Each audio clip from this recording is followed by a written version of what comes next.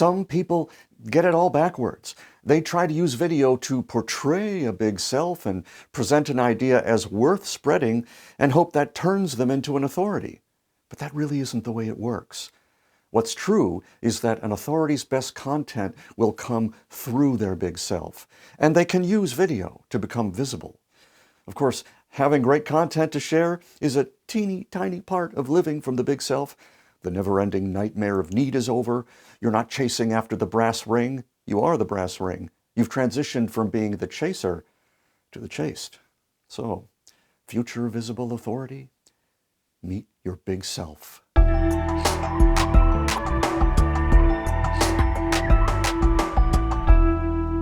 Why is it that some people just seem to have authority and some people don't?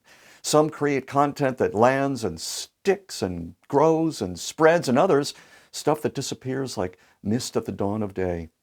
I'm Steve Washer, and this is the 5-Minute Authority.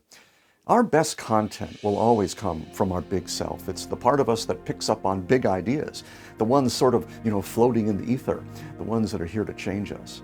The big self has a very sensitive antenna for these higher ideas.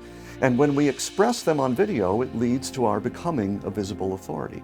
But in our natural state, our little antennas just pick up the fears and anxieties and resentments of the small selves inside us.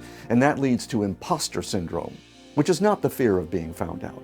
It's the belief that the imposter living inside you is you. Imposter syndrome is a collection of small selves, nasty little Keebler elves that pop up the minute something upsets us. This little fragment of our imagination has no ability to learn anything ever. It just tries every trick in the book to make us think that's all we are. Let's look at 3 of the worst ones. There's Fearful Freddy, a character that can never find what he's looking for and yet is always looking for it. There's Harry Hurry, who's always in a rush to make a decision, start a promotion, whatever it takes to distract us from the present moment. And finally, there's Resentful Robin, forever upset about people who don't behave the way she thinks they should. The stupid customer service rep who declined her insurance claim, or her kid not getting into her safety school. All these emotions are painful. They really are, especially when they first hit. And yet, there's a strange pleasure in it. See, while the pain is real and surprising, the action our imposter directs us to take seems like the way to make the pain end. So there's this familiar feeling that we're in control. Like all we have to do is follow that direction and we'll finally be free. But at this point, we're just like a self-driving car that returns to the garage, and the cycle continues. So why am I going on and on about the imposters? Isn't this supposed to be about inviting your big self into your business? It is. But the invitation only works when we spend time with these small selves. It's how we spend our time with them that determines if the big self ever arrives. So I'd like to share 3 ways to access the big self when it comes time to create. First, wait for that upsetting moment to happen. You won't have to wait long when you're thinking about putting yourself out there. That's a vulnerable moment for all of us. 2, instead of doing what Harry Hurry commands, sit down and get curious about Harry himself. Just look at how he's making you feel. 3, as the pain subsides, it will be replaced by a sense of calm. So just go back to doing what you were doing before you got hit.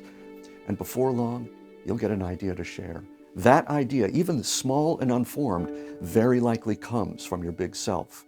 Now, if this whole framework seems a little out there, let me give you something that anyone can do to raise their authority game right now. You see, big or small self, we can't really hold 2 opposing ideas in our head at the same time. We can't be both needy and generous. So when you get ready to shoot or write or record your voice, decide that just for the next few minutes, you're going to give of the very best of you. You're going to share from your head and your heart. Then, by the time you hit record, imposter syndrome will have faded away. There are a lot of people out there right now who could really use your help. If you would like to be the one to help them, make sure you don't just do something. Stand there.